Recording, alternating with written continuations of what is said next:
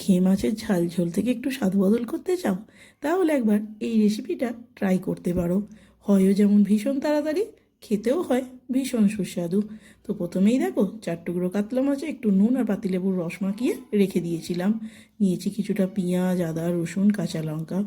এবার মিক্সির বাটিতে নিলাম 1 চামচ গোটা জিরে, 1 চামচ গোটা ধনে, দারচিনি, ছোটো এলাচ, একটা শুকনো লঙ্কা। আগে একটু এটাকে গুঁড়ো করে নেব।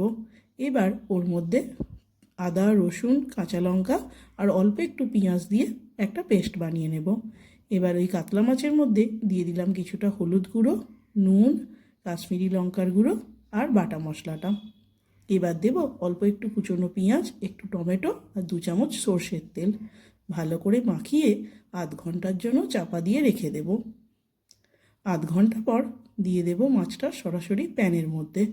এবার ওর মধ্যে দিয়ে দেব ওই বাটিটা ধুয়ে কিছুটা জল আর 2টো চেরা কাঁচা লঙ্কা। এবার ঢাকনা চাপা দিয়ে 10 মিনিট রান্না হতে দেব।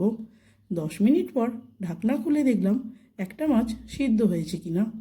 হ্যাঁ, মাছ সিদ্ধ হয়ে গেলে আবারও এক পিঠ উল্টে দিয়ে আরও 15 মিনিট ঢাকনা চাপা দিয়ে রান্না করে নেব।